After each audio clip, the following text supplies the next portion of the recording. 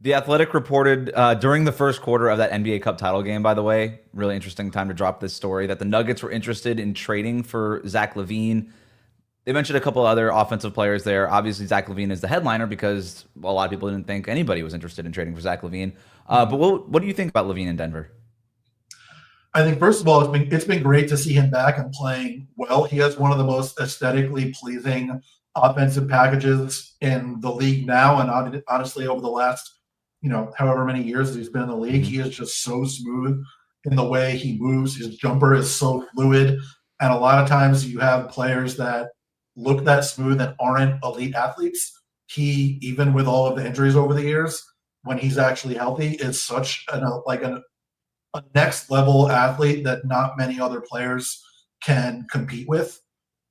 I think that anytime you put someone who is both an elite shooter and a really high level athlete with Jokic, it's going to work well offensively. I'm a little bit worried about what the defense would look like with him and Jamal Murray in the backcourt. But I don't know that that's necessarily that much different than like him and Michael Porter Jr. Right. The difference is Michael Porter Jr. is 6'10" and has like a 7 foot wingspan, whereas LaVine is like, what is he, 6'5", 6'6", and has a Right. wingspan probably pretty close to 7 foot, though, honestly. But it is a little bit different when you're not quite as tall. But offensively, I would love to see him play with Jokic. I think that would be awesome. It would be a lot of fun. He's a better player than Michael Porter Jr.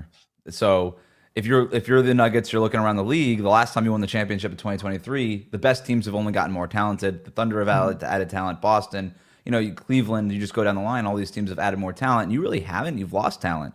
And so this would Right. be just, hey, let's just up our talent quotient a little bit here, so that maybe we can compete with some of these teams. And then I think like, okay, Michael Porter Jr. looked like that with Jokic. Like, is whatever you think of Zach LaVine right now, he's been doing this in Chicago.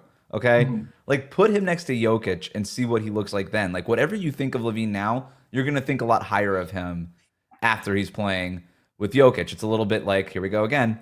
When another like a wide receiver would come to the Patriots and then Tom Brady's throwing to him, all of a sudden you're like, wait, Wes Welker could do this? I had no idea, right? I think it would be a little bit like that. Yeah, I love how we keep going to the football comparisons. I do think like Levine is going to give you the same like dribble handoff and just elite shooting stuff that you get with Porter when he plays with Jokic, but he is so much better in terms of creating for himself and others Yeah. off the dribble. Doesn't always make the right shoot pass decision, but that is in there where we've seen him do it before. He's got to do it on a more consistent basis, but I think when you play with Jokic, a lot of times the best version of yourself as a passer comes out of you. I think we've seen that with a lot of guys. And like you said, everybody that goes and plays there with him, you're going to get the best version of that player. We saw it with KCP, we saw it with Bruce Brown, we saw it with Jeff Green, we've seen it with everybody else that's been there. Like, other than Yusuf Nurkic, because he was, the guy that Jokic obviously took his job as the starter. Everybody else that's come there, you get the best version of that guy. This And I think whatever you're going to this see version that for is sure. of Russell Westbrook, even like Oh, yeah. Like, this. Russ isn't shooting at all. Like, he's still not making the shots from pretty much anywhere. I think he's even like below 40% from the field, in addition to whatever from three. But like, he's cutting more than we've ever Mhm. seen. The defense, I think, is more locked in than it's been in recent memory. Yep.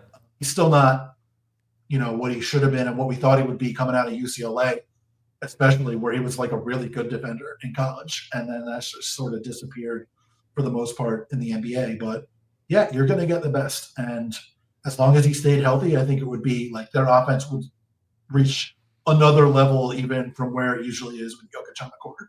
The shot creation part of that is so key because it's almost a little bit of a hedge too of like, okay, maybe Jamal Murray did have his powers completely Mhm. Space Jam zapped away from him, and like this is a little bit of a hedge against that, and I that to Yeah. me is interesting. I do think it's difficult to hedge with two guys who are very injury prone at this point, and when they're not fully healthy, you can see the drop off very dramatically with both of them.